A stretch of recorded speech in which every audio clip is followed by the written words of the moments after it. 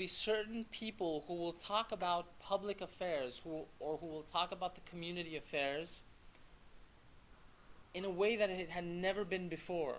We don't know exactly what this is speaking about, but it's talking about that some people will expose the community affairs in a way that it wasn't done before. When this happens, chaos will appear upon the earth, and every nation will think that chaos was only in their land. Now, why? We're in the era of mass communication. And a matter of fact, now we over-communicate. You know, everybody has to text, and everybody has to call, and every second we have to be available.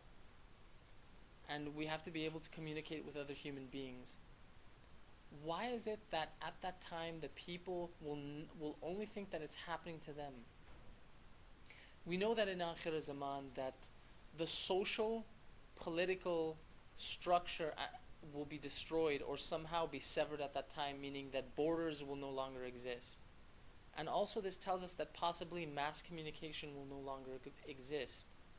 These means of communication that we have, such as the internet and phone systems, and these things will somehow be cut. Right now on my phone, if I have a text message alert of events that occur around the world. So right now, on an hourly basis, I get text messages. This is happening in Iraq, this is happening here, this is happening there. But according to this hadith, this will no longer be possible. Somehow we won't be able to turn on the television or the internet, so the structure that we have built will somehow be severed, and we will not be able to have that same mass communication that we currently have. Then he continues and he says, and I'll end here because I know I've gone a little over.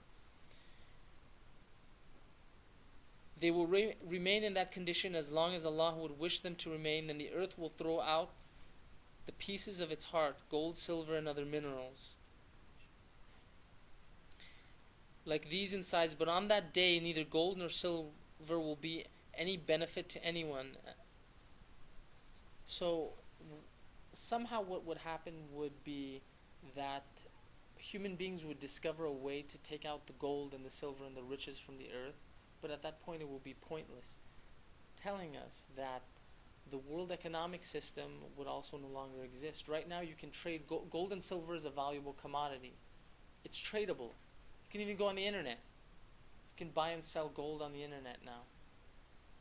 But at that time, the Prophet, and this could even be figurative. This could be telling us, when it's saying that the earth will throw out gold and silver or will give it away, this could be something just telling us that it would be there, but it would become worthless, essentially. You wouldn't be able to do anything with it.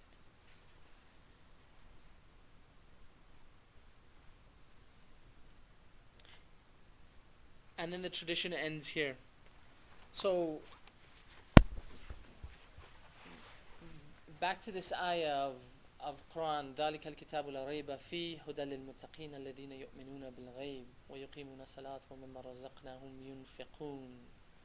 That those who have taqwa, who believe in the unseen, would believe in the 12th Imam, the last Imam to come, alayhi salam, that one of their signs is that they must believe in this. And this is why the Prophet said that in Akhir Zaman, the best people to come would be the people of Akhir Zaman, the most pious people would be the people of Akhir Zaman, and the worst people to come would also be the people of Akhir Zaman, and we can see this. And this is why the Prophet ﷺ said that blessed be those who are the strangers. We ask Allah subhanahu wa ta'ala to put us in the ranks of those who will come with Sahib Zaman. We ask Allah subhanahu wa ta'ala to keep us away from the fasad of Akhir Zaman. And we ask Allah subhanahu wa ta'ala to help heal the sick, to help the poor, and to help those amongst our community. Wa sallallahu ala Muhammad wa ala alihi at-tahirin.